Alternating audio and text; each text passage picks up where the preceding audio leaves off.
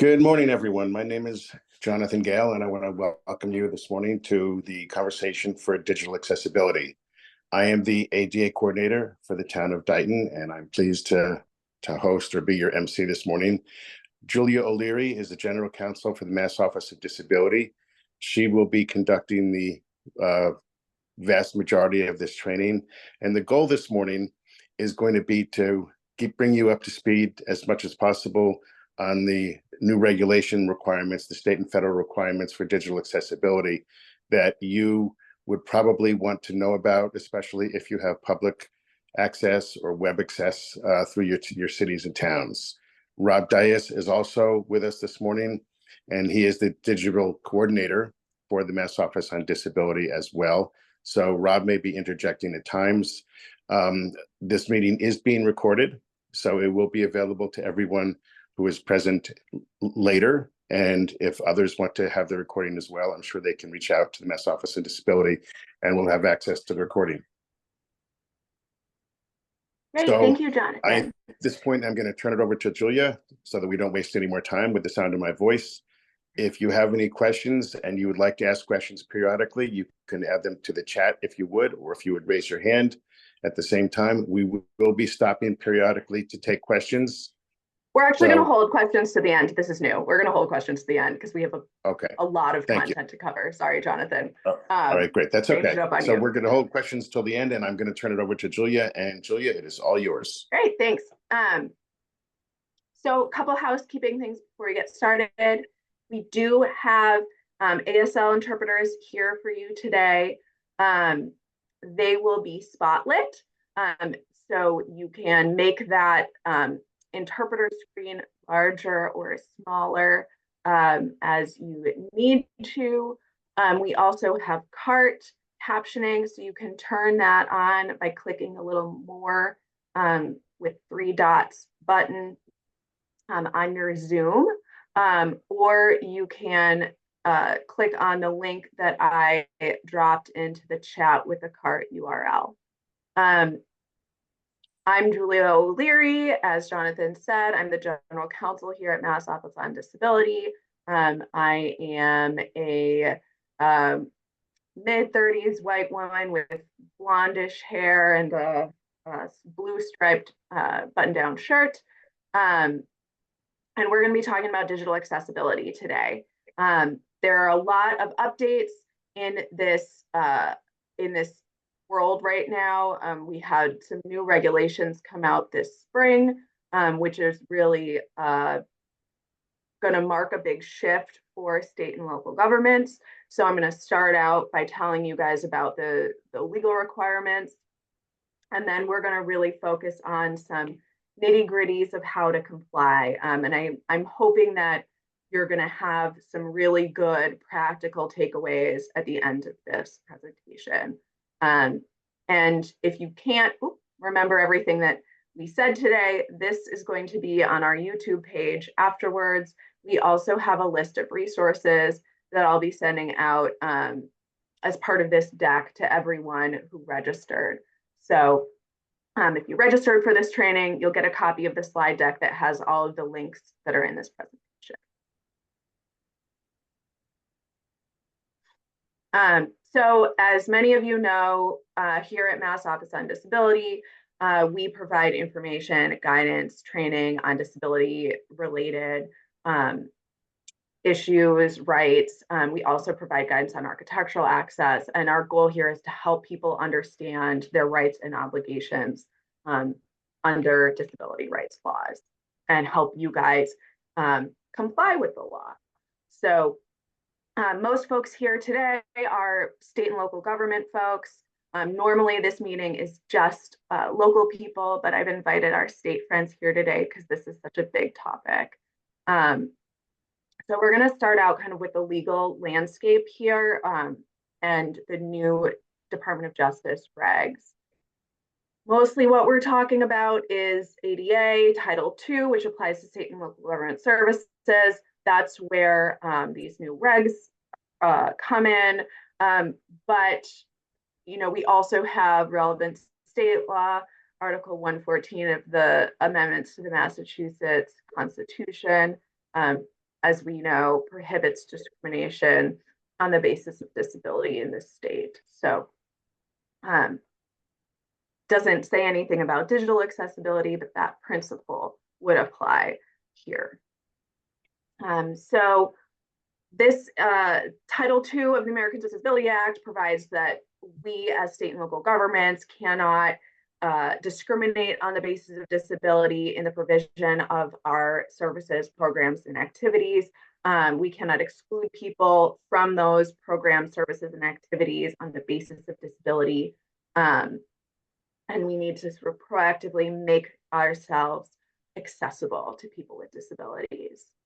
And then, as I said, the Massachusetts Constitution prohibits discrimination on the basis of disability under any program or activity within the Commonwealth. So obviously that applies to more than just state and local government services, but we are included. So kind of basic requirements under Title II are that we need to provide our programs and services in a way that are accessible to people with disabilities. We need that to provide them in the most integrative setting that's appropriate. And we need to make sure that we're not denying access to people based on their disability or putting any kind of surcharge on people with disabilities to cover the cost of making our programs and services accessible. So how does that translate to the digital space? Up until this year, it's been a little bit unclear exactly how these Title II access requirements apply to digital accessibility. The Department of Justice has told us in past years that Title II applies to our websites, to our other digital assets, but not until this spring have they really told us how. And so there are new regulations that have come out, and I think we need to really think of them as a helpful tool, because now there isn't that uncertainty of, oh no, what do I need to do to be in compliance? Now it's really clear we have a roadmap for what we need to do to be accessible to folks with disabilities. So the new regulation from the DOJ came out in April, and it sets very specific accessibility standards for state and local governments' digital assets. It sets a compliance standard, which is WCAG 2.1 level AA, which means something, and there's a link to that standard in our resources. But what you guys need to know, we're going to go over a couple of different ways that you can sort of easily be compliant with WCAG 2.1 level AA. But as long as you know that that standard is there, you can have your vendors comply with that standard. You can have your IT people familiarize themselves with that standard and help make sure that you're in compliance. As an aside, this WCAG 2.1 level AA has already been the standard that EOTS adopted for the state a couple years back. So we already had an obligation. EOTS, the Executive Office of Technology Services and Security, EOTS. And there are IT department. They set that standard of WCAG 2.1 level AA a couple years ago for us in the Commonwealth. So this shouldn't be an enormous change for our friends from state government today. The compliance date for the new regs depends on your population size. So larger municipalities and everyone at a state agency, your compliance date is April 24th, 2026. So that's any government entity whose population is over 50,000 people, the population that you serve. For smaller entities under 50,000 people, you have an extra year to comply. So you have until April 26, 2027. There are certain exceptions that we're going to go through for archived web content, pre-existing conventional electronic documents, and certain content posted by third parties. But be careful, because even though there are exceptions here, they're pretty limited, and you want to make sure that you still have a plan for making content accessible, even if it is generally exempted. So let's take a look at those exemptions right now. So there's this exception for archived documents. I think that you need to be careful and make sure that when you're thinking about this exception, you're not thinking that you're going to just mark everything on your website as archived. There is a very specific definition in the regulation for what counts as archived documents that doesn't have to be made accessible right now. So that's anything that was created before the compliance date. So that's going to depend on your size. It's either going to be April 2026 or April 2027. Or that reproduces something that was in hard copy, like an audio tape or a film negative. It also is kept only for reference, research, and record keeping, and it's kept in a special segregated area for archived content. So if you have, for example,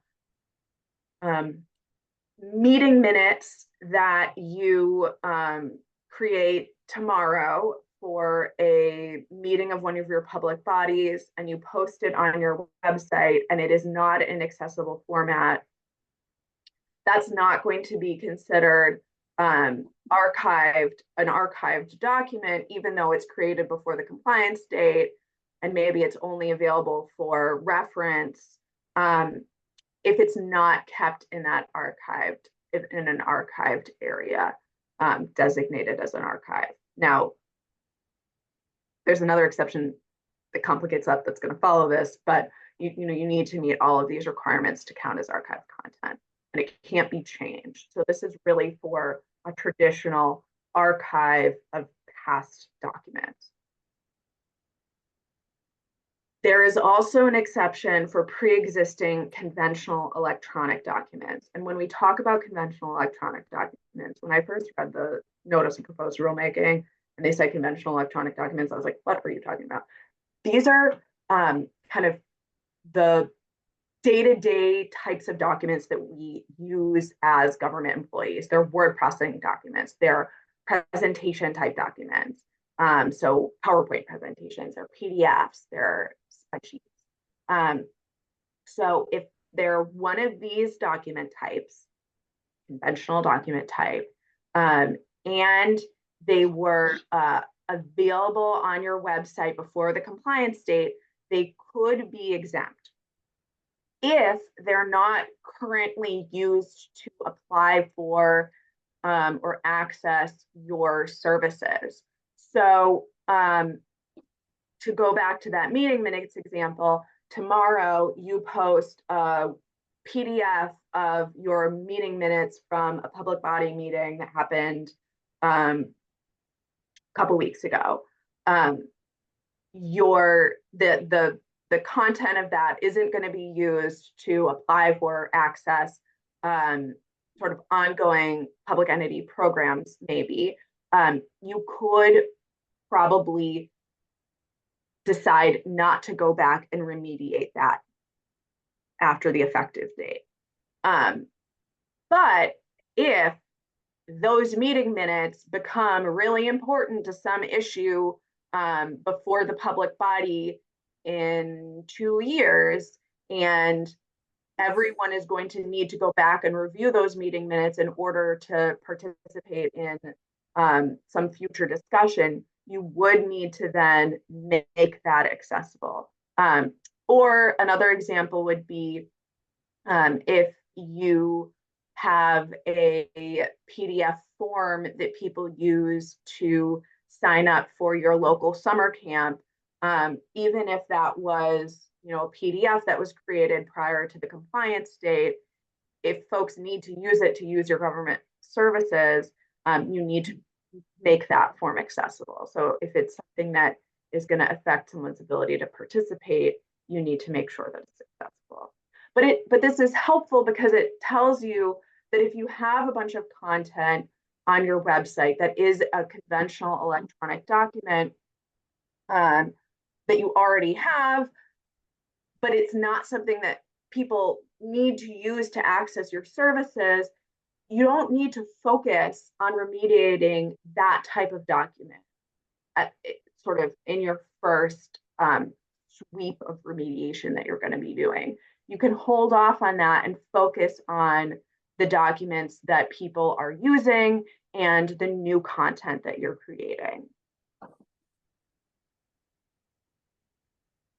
There's also an exception for content posted by a third party. When they talk about third parties here, they're not talking about vendors. They're talking about members of the public that you as a public entity don't have any control over. So if you have a kind of like an online message board or say your Facebook page, you don't have control over what people post on that Facebook page. Maybe people are posting, I mean, I don't think this happens a lot on government websites, but maybe people are posting memes or images. You don't necessarily need to make sure that those images are accessible because you don't have control over them, but you do need to make sure that the form itself obviously is accessible. But you wouldn't have control over whether the content or the content that was linked in that is accessible. But anything that you're contracting for, you know, obviously doesn't fall under this exception. Because you do have control of your contractors. There's also an exception for individualized password protected documents. So you do not need to make things proactively accessible if it's a conventional electronic document, so word processing, presentation, PDF, spreadsheet, and it's about a specific person, property, or account, and it's behind a password or it's otherwise secured. So they're talking about water bill, like a PDF of a water bill on your town's sort of utility payment portal, or a PDF of a lab report that is available on your electronic medical file. These types of documents still need to be made accessible upon request, and you should have a way of sort of flagging those folks so that they don't have to ask for an accessible water bill every single month. The regulation doesn't say that, but I think that generally when we think about how the ADA wants us to sort of engage with our constituents, you would want to make sure that that would be available on an ongoing basis. And this is really only for those conventional document types like word processing, presentation, PDF, spreadsheet. If the water bill is in HTML format, that would need to be accessible. The flip side of that is it's easier to make that accessible. So this is a lot. It's a lot of requirement, and it probably feels a little bit overwhelming. So where do you start? You don't need to remediate all of your existing documents. Start by focusing on high traffic documents that are used to access your key programs and services. I mean, I think that's sort of logical, but it can also help focus you. Focus on what are people using to access your programs, access your services right now? How do you make those forms, those documents accessible to people? I do just want to put this note of, you know, be wary about conforming alternate versions. Sometimes people will say, oh, well, we'll just make a separate page that's accessible. That's really only allowed if there's no other way to make your program accessible. So remember that principle in Title II of integration. We need to provide our services in the most integrative setting possible. That still continues to apply in the digital space. So don't start by going off and making an accessible version of your website. Make your existing website accessible to the greatest extent that you can. Make your forms, your other digital documents accessible at a base. All right. So now we're going to get to the helpful, useful, interesting part, which is how you're going to comply. And the big principle behind the WCAG standards is this concept called POUR, which is that content needs to be perceivable, it needs to be operable, it needs to be understandable, and it needs to be robust. So as we're going through these different methods of achieving digital accessibility, keep in mind that acronym POUR. How is this relating to the perceivability of the content? How is it relating to the operability of the site or the page? How is it making sure that it's understandable? And how is it making sure that the accessibility features are going to be robust enough that they don't break every time content is updated?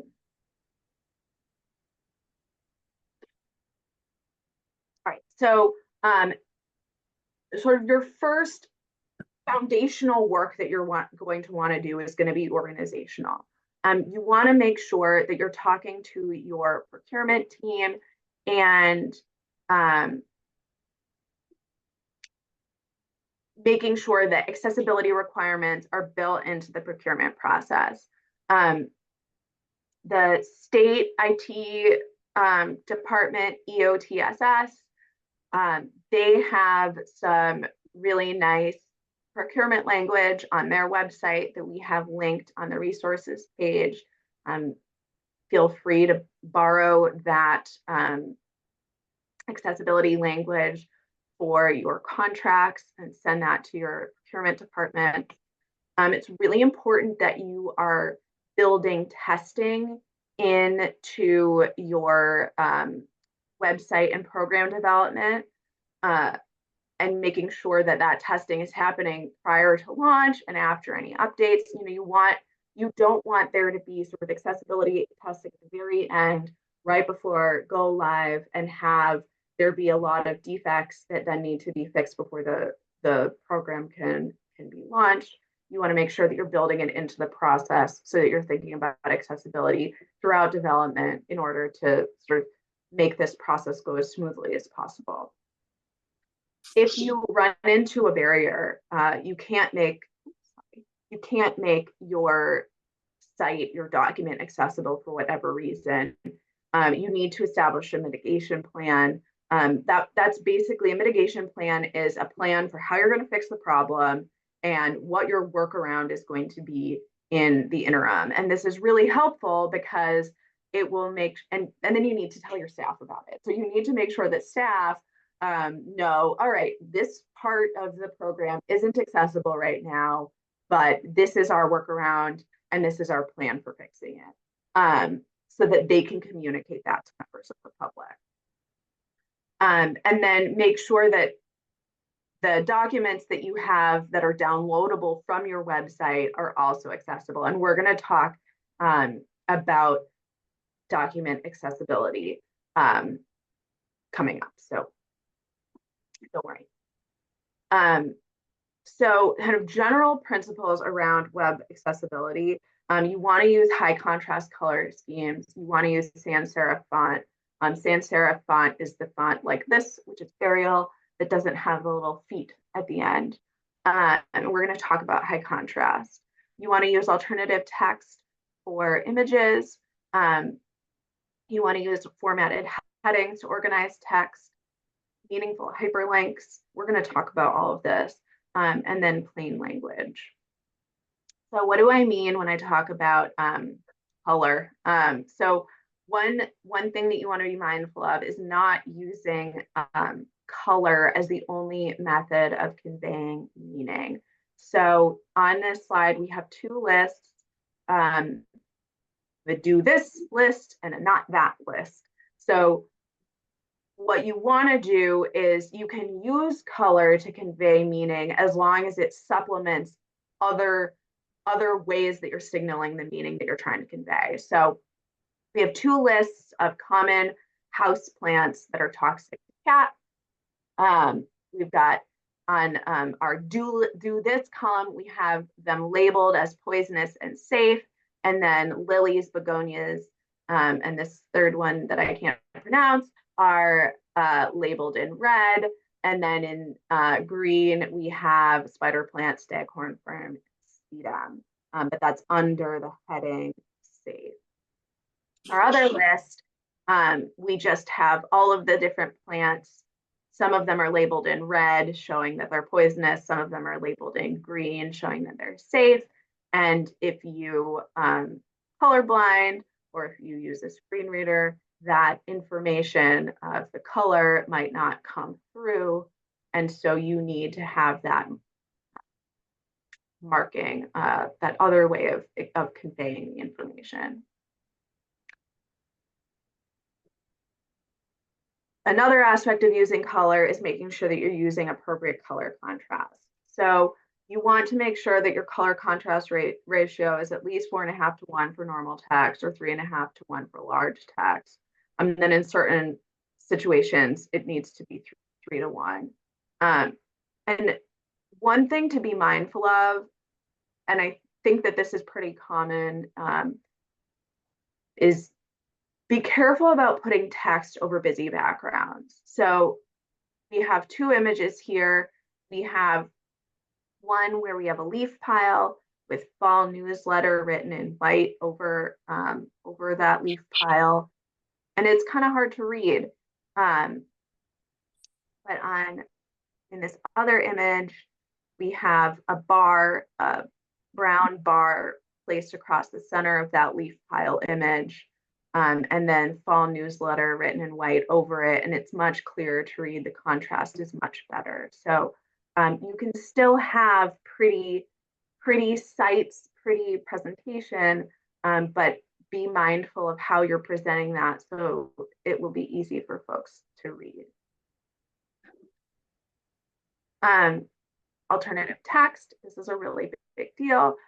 Make sure that if you have images in your documents on your website that you're including alt text.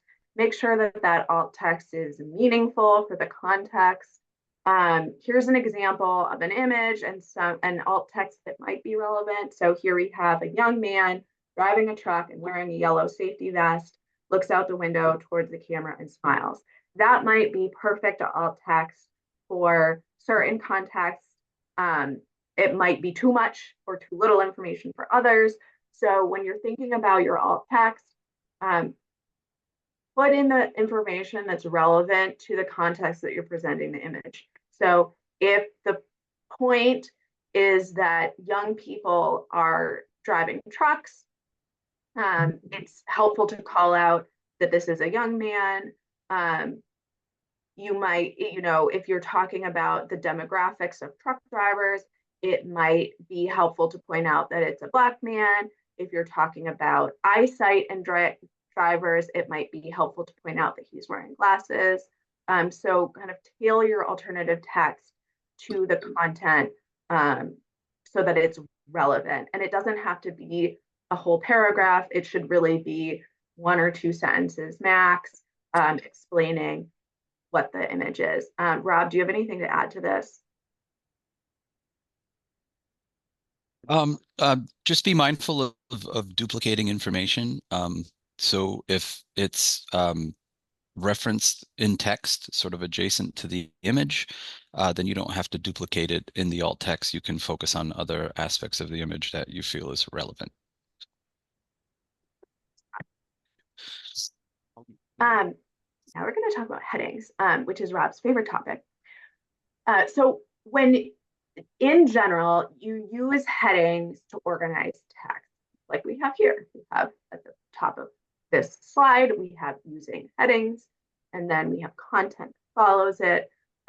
You use this, if you're in Word, you're going to use the style gallery. Microsoft Office has styles for most of their products. And the same applies in like Google Documents. You can add these heading structures to organize text. And that's not just making, bolded font at the, beginning of a section of your document. You need to actually have that, styled as a heading via your whatever word processing function you have. So the headings should accurately and succinctly describe that section of content, and it should be hierarchical. So it's really creating an outline of the document. And why you do this is so people can efficiently navigate a document without having to sort of treat it as one wall of text. Rob, do you have anything you want to add here? Yeah, so a general rule of thumb is that assistive technology cannot infer meaning from visual formatting alone. So like Julia had mentioned, that if you have a beginning of a section with text that's bolded, that is not enough for assistive technologies to interpret that as a heading. You either have to, in Word, use the styles menu, or in sort of HTML source coding, mark it as a heading. And as Julia mentioned, that it aids in navigation for folks who use screen readers, so they can jump from section to section. And it also serves a purpose of giving a user sort of an understanding of what the document contains and the hierarchy of the information and the relationship of different pieces of information. So headings aren't meant to be sort of a sequential numbering. So because you have 8 headings on the page doesn't mean you mark them 1, 2, 3, 4, 5, 6, 7, 8. You're looking at what are the major sections? You're marking those as 2, and what are the children or subsections of those? You're marking those as 3, etc. So again, you're looking at what is sort of the structural outline of this document, similar to how you would create a table of context. And in fact, in Word, you can use the existing heading structure to build out your table of contents. Thank you. So you also want to be using meaningful links. So links should be labeled using descriptive text. So you're going to want to use something like our guidelines document, and the link is sitting within the words guidelines document contains more information, rather than click here for our guidelines document or visit our guidelines document at, and then a big long ugly URL. This is because if you're using a screen reader and you open the page, you can open a list of all of the links and it will read all of the links to you. So you don't have to, as Rob said, like read every word on the page in order to get to that link. And so if you're just going to all of these sort of long URLs that don't tell you what you are looking at, it's going to be much more cumbersome to get to where you need to go. If you have every link labeled as click here, you're not going to be able to differentiate between which link is going to the guidelines document, which is going to a form, which is going to another site entirely. So using that meaningful label for your links is really helpful. Anything to add there, Rob? No, I would, when you're looking over your links, you're reading them out of context of the page to see if it, would give the user enough information as to where that link's going to take them. The other general rule of thumb is that you do not want links that are labeled the same going to different places. So obviously there's problems with just links that say click here, not only because they're ambiguous, where the user doesn't know where here is, but the other issue is that you could have 5 links that say click here and they go to 5 different locations.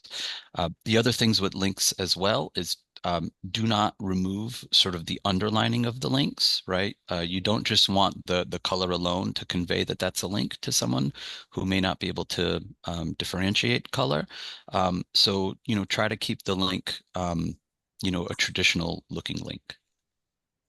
Julie and Rob, I think it's just important to remind people that when we think of accessibility, it's not just for screen reading individuals who are visually impaired. But if a person has autism, for example, they may see the screen visually differently, and they want to be able to determine the size of the print or the font or the background that they're getting, light and dark, things like that. If a person has dyslexia, how they interpret the screens. And there are certainly other disabilities as well. But I think it's just important here for people to understand that a lot of what you're talking about is not just for people who have visual impairments, but how others interpret what they're reading on a screen as well. Jonathan. So we also want to make sure that we're using plain language in our communications and our documents. So sort of basic principles of plain language is that it needs to be findable, understandable, and actionable. So, use bullet points, white space, clear headings. And this kind of goes towards what Jonathan was talking about, is that, this is not just for folks who are blind. It's also for folks who have other kinds of disabilities, learning disabilities. So, make sure that your content is clear, avoid jargons, acronyms, idioms those can be really difficult for people who have learning disabilities. Make sure that the content is actionable. What do you want the reader to do with this information? And in order to accomplish that, you're going to want to use an active voice, short sentences, strong direct verbs. And I think we talk about this a lot when we're talking about sort of good, clear writing. But we don't always think about that this is going to make our content not only, better written, whatever that means, but it's going to make it more accessible to people with disabilities. So use plain language, make sure that you're being clear, that you're not sort of cluttering your pages with jargon and acronyms, which I know is really difficult in the government context. So now we're going to kind of run down, and I want to make sure we have time for a couple questions at the end. So we're going to kind of run down quickly some tips for different kinds of documents that you probably use a lot. I'm using Microsoft Office products here because that is what we use in state government, and I think a lot of municipalities use it too. But these same principles apply for other types of other programs, Google Docs, etc. So when you're talking about Word document accessibility, use those headings that we talked about to organize your text. Make sure that you're using alternative text for images, that you're labeling your hyperlinks in a meaningful way. Don't use underline for emphasis in non-linked text, because that's going to confuse people who will think that it's a link. Use simple table structures, and we can talk about this if people have questions. But avoid splitting and merging cells. That makes it really hard for folks who use screen readers to navigate the table. And when you're formatting your Word documents, put any objects that you're including in line with the text. If you put it behind the text, a screen reader might not pick it up. And then use any built-in accessibility checkers that you have. There is an accessibility checker that's built into Word. It's pretty good. And it's a good way to quickly say, hey, is there anything big that I'm forgetting here?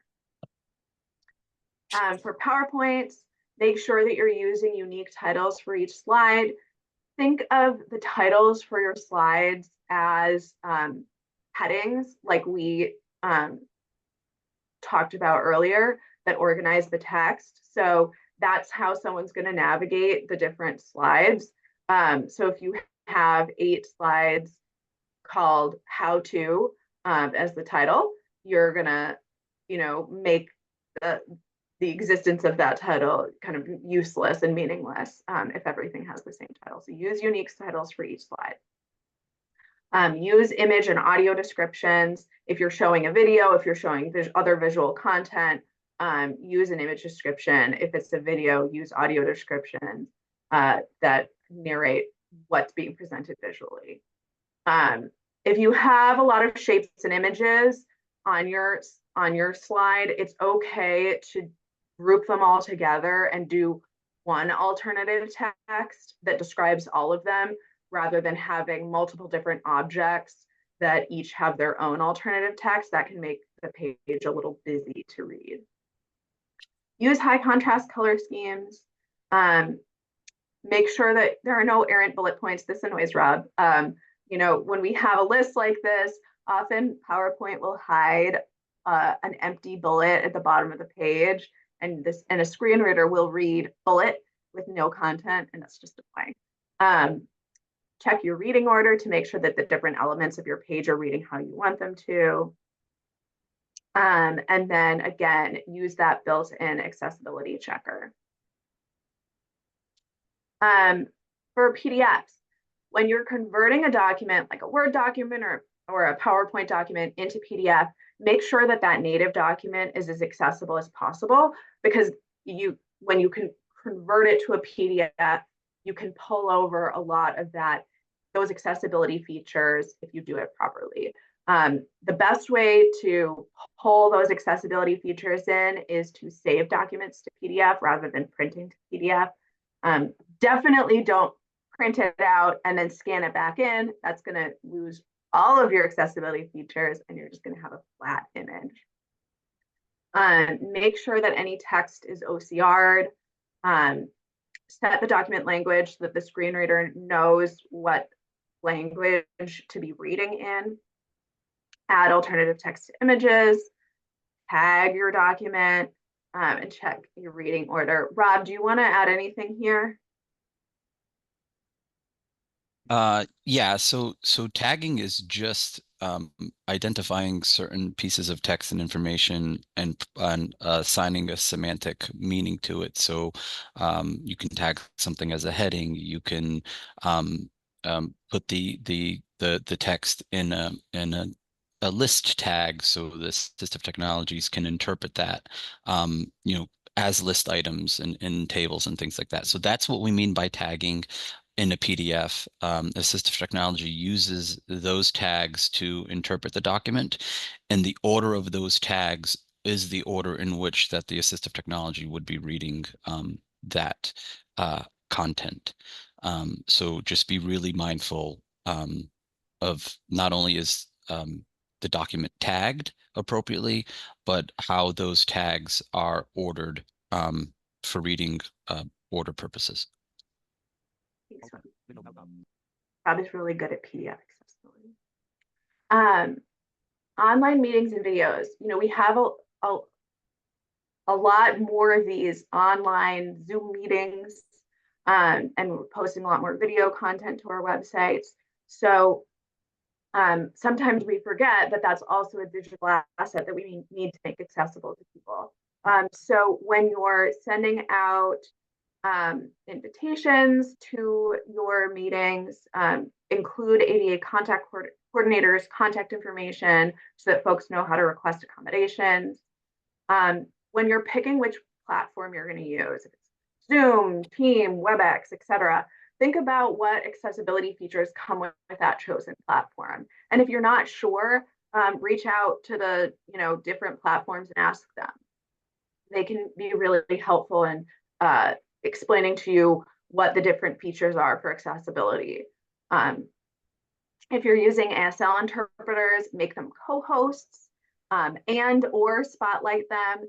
Both of our ASL interpreters today are spotlit when they are interpreting.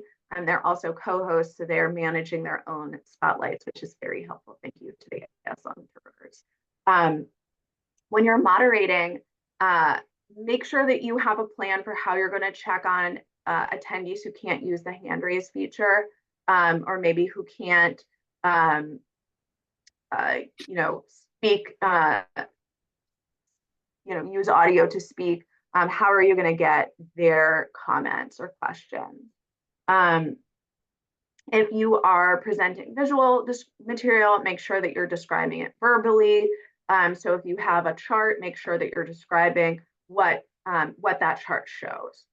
If you have an image, make sure that you are providing a verbal description of that image. For videos, include captioning in the video, include alternative text if necessary, audio description, and include ASL interpreting. So we make sure that we have captioning and ASL interpreting for any video that's going to be recorded on our website, so that it's always accessible to folks who need those services. And make sure that captions and ASL interpreters are accessible in the recording. So if you have ASL interpreters at your event and you're recording it, make sure that you're recording it with their little screens an appropriate size, so that they're easy to see, and not a tiny little box in the corner of the screen, which can be harder to follow. And then use closed captions that can be turned on and off. So we've got a little bit more time. We've got a lot of resources. I'm going to share this deck with everyone who registered for the event. So we have a lot of links in here. So I'm just going to go through kind of really quickly and explain some of the resources that are out there. So the state has an auditing services, IT accessibility and consulting services, statewide contract. There are different categories. You can use these vendors to help you bring your digital assets into compliance. Really strongly recommend that when you're working on a project, bring in an external auditing service. It's really going to help you with compliance. And they can also do document remediation for you if this is not something that you have the capacity to handle in-house. Commonwealth accessibility initiatives, Executive Order 614 established Digital Accessibility and Equity Governance Board. If this is a topic that you're interested in, definitely check out those meetings. They're talking about how to move digital accessibility forward in the Commonwealth. We also have a municipal ADA improvement grant. And you can use, if you're a municipality, state people, I'm sorry. If you're a municipality, you can use that grant to apply for an audit of your website. That would be a planning grant, or once you've done that and you need to make sort of capital improvements to some digital assets, you could apply for a project grant. So we definitely have money to help you come into compliance. That grant is closed for this year, but definitely apply for that next spring. We have some quick resource guides listed here. I'm not going to go through them individually, but you'll have these links. We have some web testing guides that are really helpful. And I've collected kind of the state and federal guidance that's out there for you. So hopefully these resources will kind of get you set up to succeed here. There's also some online accessibility trainings. This might be helpful to share with your staff. And we have a couple minutes for questions. So that was a lot of content, definitely a fire hose.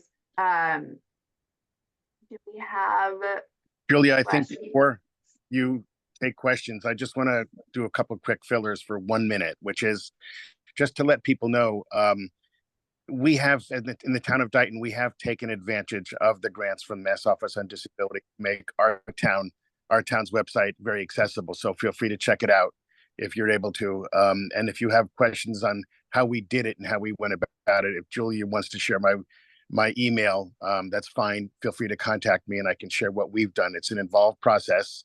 It can be done.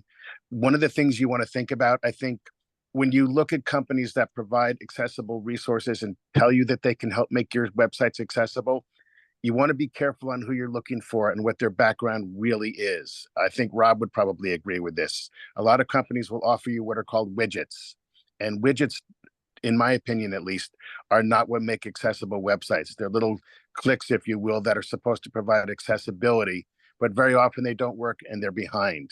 Another thing you want to think about is to remind all of your departments and your staff you work with far in advance of the new contract that you have with the companies that are helping you make your websites accessible, because you're going to need everyone on board. You're going to need your department heads, your managers, your IT people for the different departments, people who are posting information on a regular basis.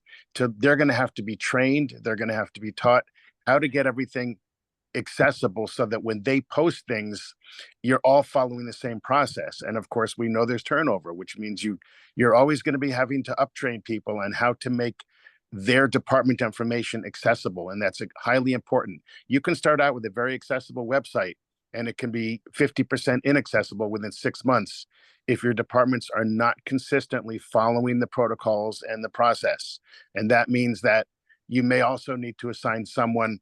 In our case, in my town, as the ADA coordinator, I monitor our town's website and all the different departments that post to the website every 3 months to make sure they're staying compliant. It's very easy to come out of compliance. So I will stop there. And those are really and good points. Thanks, Jonathan. Thanks, Jonathan. It's Robert too. So I think Julie had mentioned the ITS 61 statewide contract that has approved vendors on there that have been vetted through the state and has contracted prices and pricing structure. So definitely look at that. Because that vetting in terms of finding a good vendor has already been done. And that contract is going to be refreshed over the next year or so. So hopefully there'll be more vendors added to it. But thanks for that, Jonathan. So we've got a couple questions here. For transparency, when sending people off of the town website, we have practice of showing the full URL and not hiding the target from them. This seems like a web safety practice. Can we do both this and the embedded link in Words? Rob, do you want to take that? I'll try. I mean, I'm not a coder, so I think there may be a couple of different ways to accomplish what you're looking to do. And I do believe we have some mass.gov digital friends here who, if they want to chime in, please feel free. But I think you probably could use a title attribute that on mouse over you're showing the full URL, or you can provide a descriptive link and alongside of that in static text maybe specify what the URL is. In general, if you are either linking out to a new page, or if a page is opening up in a new tab or a new browser instance, you are specifying that in the kind of link text sort of at the end. So you may want to have the descriptive part of the link, and then in parentheses, maybe something that says open in a new browser or open in a new tab. Again, if anyone from the mass.gov team wants to chime in, feel free, write in the chat. I don't want to put pressure on folks, but those would be my suggestions. I would look at the resources that we have at the end here, specifically to WebAIM and W3C for more kind of the technical side of things and on how to handle things of that nature. I hope that answers your question. Thanks, Rob. That's good. That's good.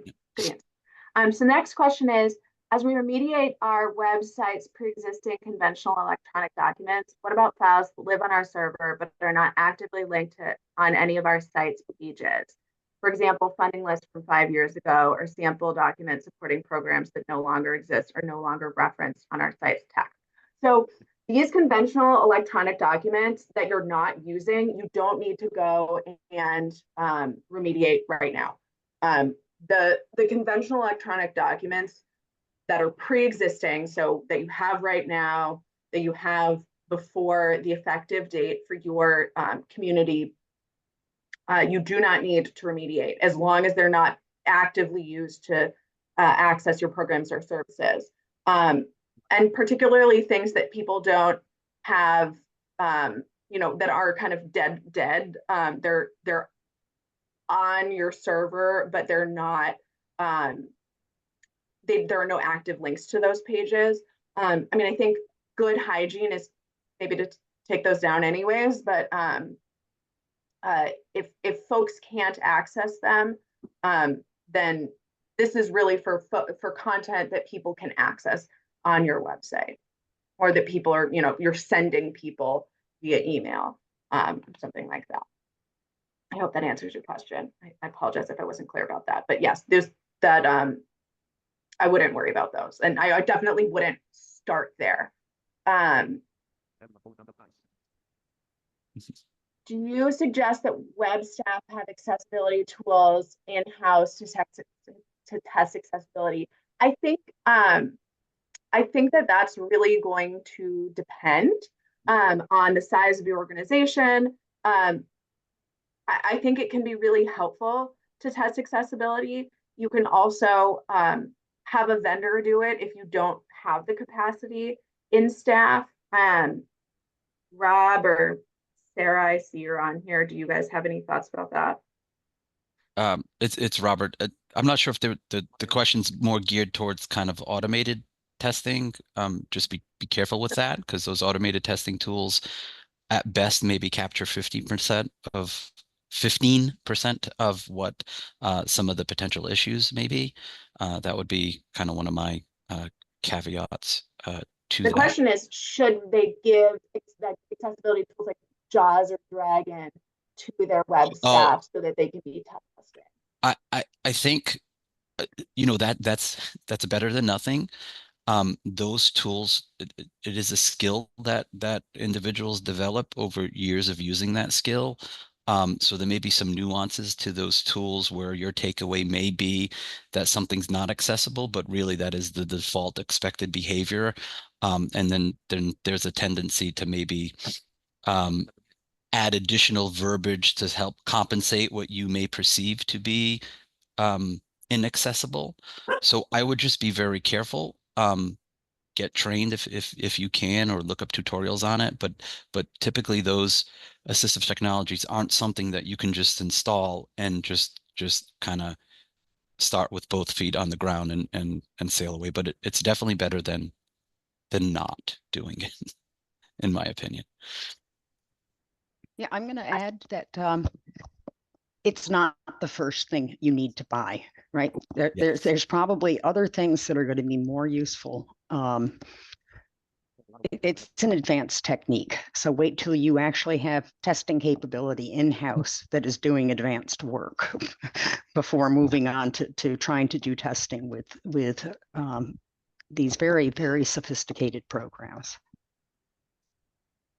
There are private individuals and there are companies that will do testing for you, and they use human testers. These are folks who have been trained extensively on how to do. There are so many parameters they're looking at, because they're not just looking at testing based on screen readers, but they're looking at testing based on other disabilities as well. So it is a detailed process. If you pick the right companies, I think that will be able to help you develop your web access. Very often those companies will provide that testing for you as well. All right, it looks like Jonas Miller has his hand raised. Jonas, do you want to unmute yourself and ask your question? Yeah, thank you. Jonas Miller, I'm the Director of Communications for the town of Lexington. And I have a lot of questions, but I'll keep it to one significant one and one short one. The first short one is, we have been relying on the Wave by WebAIM web extension in our browsers to check accessibility on pages where we don't have an accessibility checking tool. Is that something you'd recommend? Yeah. Okay. I think Rob touched on that a little bit. Do you want to speak to that, Rob? Yeah, I again, those tools are great in some respects, if that's sort of there's nothing else that you're able to to test. But keep in mind, it will only capture maybe, 10 to 15% of what the issues are. And sometimes it points out issues that, in the grand scheme of things, don't really affect meaningful access. So sometimes you can kind of spin your wheels trying to mitigate a particular issue that really doesn't have kind of like a high impact. So I think if you're looking at kind of a website, I think it's probably you're better served maybe looking at kind of the template, and seeing how the template's structured, how to sort of plug and play, accessible content, using the appropriate things. So I would maybe focus on looking at what templates you're looking at the website, vetting those specifically to see if they could be a lot of kind of plug and play. And then, you're not kind of so focused on each individual page. You're sort of, approaching things from a systematic standpoint. Okay. Awesome. If anyone else wants to chime in, Sarah, if you have any advice, Sarah Bourne, by the way, is longtime Commonwealth employee who used to be the head of IT accessibility for the state, and she has retired, but the state keeps pulling her back in. So we love to have Sarah. Happy to have her join us here and be a resource. So thank you. My second question was specific to archived content. Does that need to be a physically separate space, or can it be an existing space? And speaking digitally, of course, can it be an existing space that is just labeled archived content? It needs to be, from what I understand, it needs to be, called out as archived. And I think there's some flexibility on how you can do that. You can have a complete archive section of the page, or on an individual page basis, as long as that information is called out in an archived section. I think you would sort of be in compliance. That's what we think. This is very new. So but I think Rob is right on sort of, you have to call it out. It doesn't necessarily need to be like a whole separate page that says archived. Right. And would an existing public records portal count? Is it labeled as an archive? I don't know. It's labeled as a public records portal where we keep folders that are labeled as archived for certain items, but the entire system is not labeled as archived. So do people use it to access your programs and services? In a way, yes, they do. Yeah. So it depends. It depends. If it's content that's only used for reference and it's labeled as an archive, then maybe it's an archive. If it's a pre-existing electronic document, though, it's a pre-existing conventional electronic document, which probably this public records portal is, those are also accepted like with an E, not an A, as long as they're not currently in use to access your program and services. So if you have this portal, it existed before the effective date, and it's all PDFs, Word documents, spreadsheets, you probably don't need to go back and remediate all of the documents on that portal, whether or not they're called archived or not, as long as they're not something that people are actively using to access your programs and services. So if they're not an application form that you use, or that's currently in use. And really, I think if that application form lived on your website, you would want that one living on your website to be accessible. But if you have this public records portal, it's probably not where someone's going to apply for a service anyway. Yeah. It's Rob. I think one other thing too is I don't believe having individual kind of folders just simply say archived would meet DOJ's requirements. I think they have to be called out in a particular section of the page or page. I can double check that.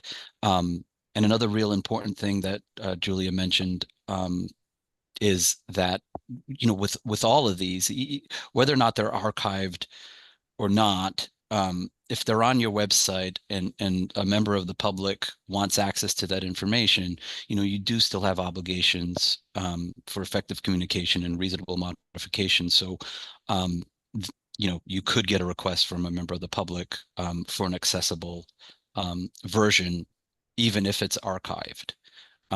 So I think, my suggestion would be, I think this is probably a good time to do some real house keeping and decluttering, and maybe look to see what information do we no longer need to have kind of posted here. What's no longer relevant, and begin to approach things that way. And of course,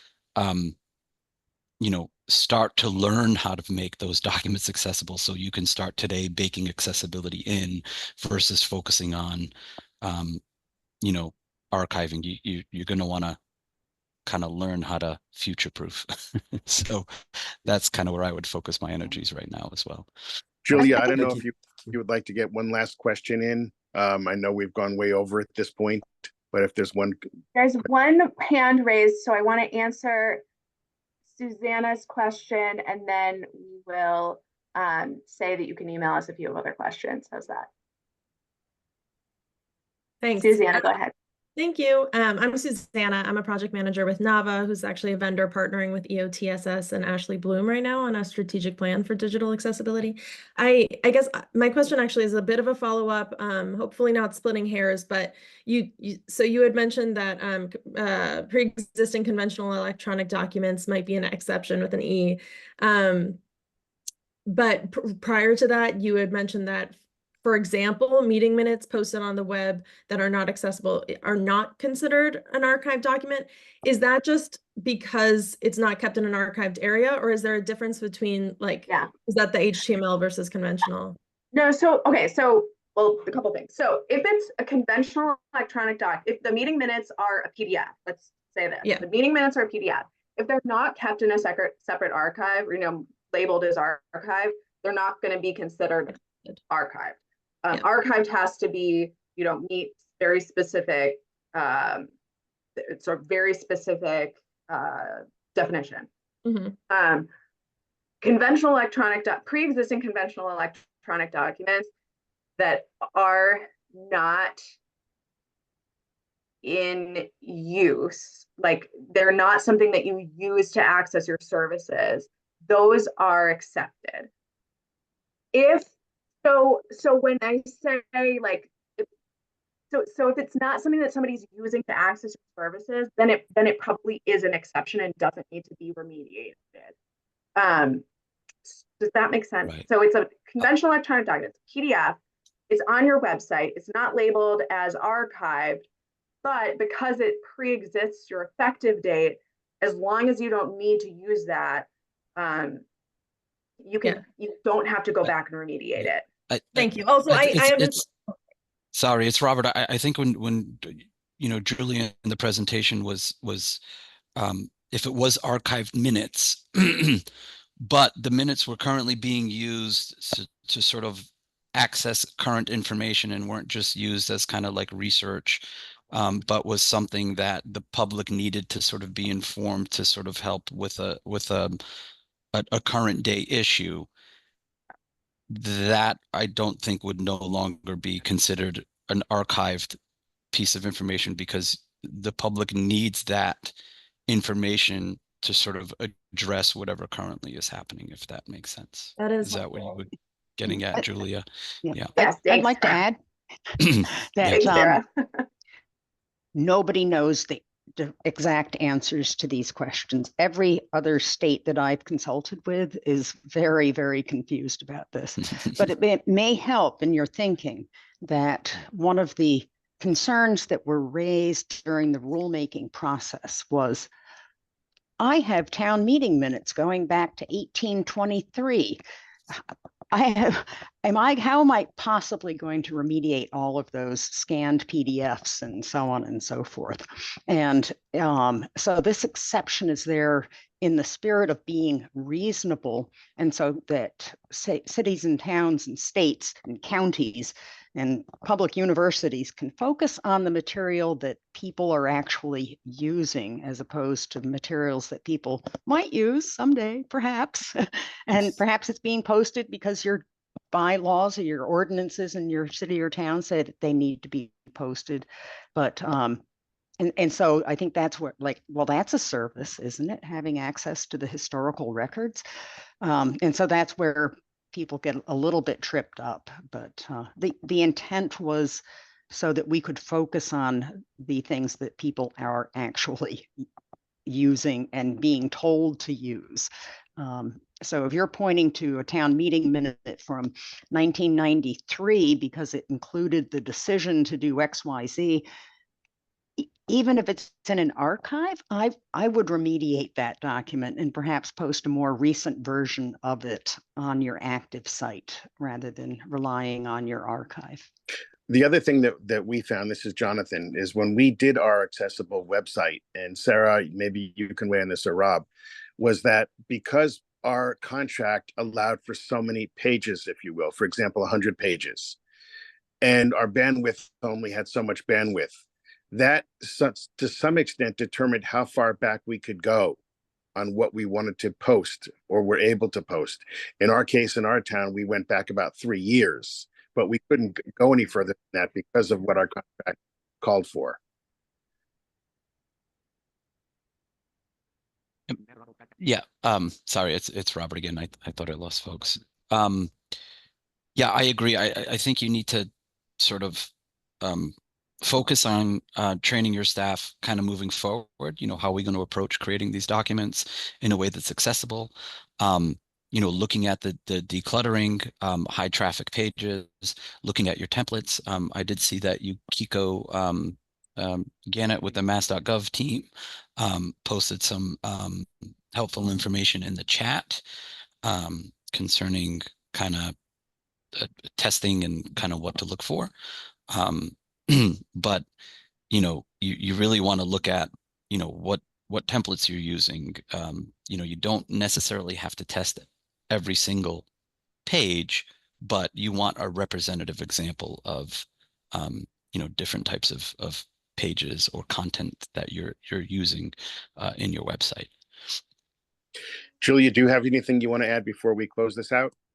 No, we are available to answer questions. If you have follow-up questions, please reach out to us. And we will be sending a follow-up email with a link to this video if you want to share it with folks, and a copy of the slide deck so you have access to all of those juicy links. And that will also give you a way to get in touch with us. So thank you so much for coming today, guys. And Julia, good luck on this endeavor. And will you be sending out a link? I just heard somebody ask how they can get the link. Will you be sending this out to everyone who's been involved today, who's participated? Yes. We're going to send out a link to the recording and as well as our PDF. So stay tuned for more. If nothing else, what's come out of today is that there needs to be some great follow-up, maybe, in 3 to 6 months with questions people will have as they move forward. So on behalf of Mass Office on Disability and Rob and Julia, Sarah, and other folks who chimed in with your questions, thank you very much for participating. And hopefully you will continue to reach out to MOD with questions that you have. And I'm sure we'll be doing this again down the road.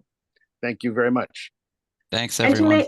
And to my municipal folks, remember that we have office hours next Friday at 10. So if you have follow-up questions, that would be a good time, a good place to bring them. Thanks, Thank you, everyone. Have a great day. Thanks, everyone. Thanks, Jonathan.